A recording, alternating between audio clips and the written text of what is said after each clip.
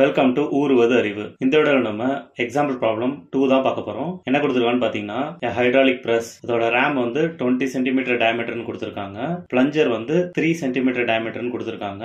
It is used for lifting a weight of 30 kilo newton கொடுத்திருக்காங்க. So find the force required at the plunger. ஒரு டிராயிங்கா போட்டுக்கலாம். So RAM பெருசா இருக்கும், plunger வந்து குட்டியா இருக்கும். இங்க தான் பிளஞ்சர் இருக்கு, இங்க ரேம் இருக்கு. ரேம்ல இருக்க வெயிட் வந்து 30 கிலோ நியூட்டன். உங்களுக்கு பிளஞ்சர்ல அதாவது ஃபோர்ஸ் ஸ்பீன் வச்சுக்கலாம். அதை எவ்வளவு கொடுக்கணும் அப்படின்னு கேட்டிருக்காங்க. பிளஞ்சரோட டயமீட்டர் என்ன கொடுத்திருக்காங்கன்னு பாத்தீங்கன்னா 3 சென்டிமீட்டர். அதே மாதிரி ரேமோட டயமீட்டர் வந்து 20 சென்டிமீட்டர். சொல்யூஷன் நம்மளுக்கு தெரியும், பாஸ்கல்ஸ் லா யூஸ் பண்ணி pressure in all direction equal நம்ம ப்ரூவ் பண்ணிருக்கோம். சோ நம்ம என்ன பண்ணலாம்னு பாத்தீங்கன்னா, பிரஷர் அட் பிளஞ்சர் PP ன்னு வச்சுக்கலாம் is equal to pressure at RAM PR ன்னு வச்சுக்கலாம். இந்த ஃபார்முலா வச்சு தான் நம்ம சால்வ் பண்ண போறோம். சோ பிரஷர் நம்மளுக்கு தெரியும் force by area.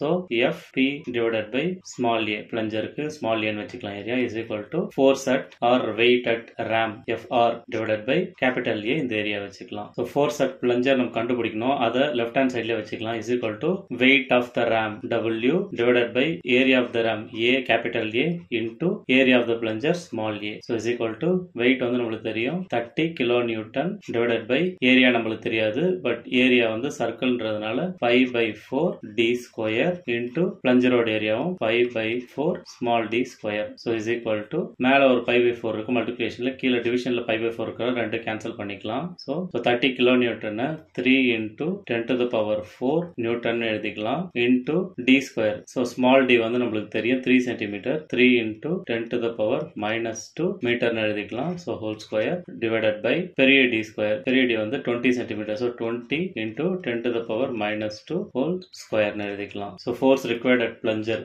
FP is equal to 3 into 10 to the power 4 into 3 square பாத்தீங்கன்னா 9 into 10 to the power -2 into +2 10 to the power -4 divided by 20 square கீழே 400 வரும் into 10 to the power -2 whole square 10 to the power -4. so மேலேயும் கீழே 10 to the power -4 நம்ம cancel பண்ணிடலாம். is equal to இங்க ஒரு 2 0 இருக்கு, இங்க 10 to the power 4 கேன்சல் பண்ணா 10 to the power 2 ஆயிடும். so 9 3s are 27 into 100 or 10 power 2 போட்டுக்கலாம் divided by 4. so 4 into 25 100 is equal to 25 into 25 625 நம்மளுக்கு தெரியும், 650 675. 675 தான் ஆன்சர். யூனிட் என்னன்னு பாத்தீங்கன்னா நியூட்டன். சில நேரத்துல நீங்க என்ன பண்ணிருப்பீங்கன்னா, area A is equal to ஒரு வேல்யூ கண்டுபிடிச்சிருப்பீங்க.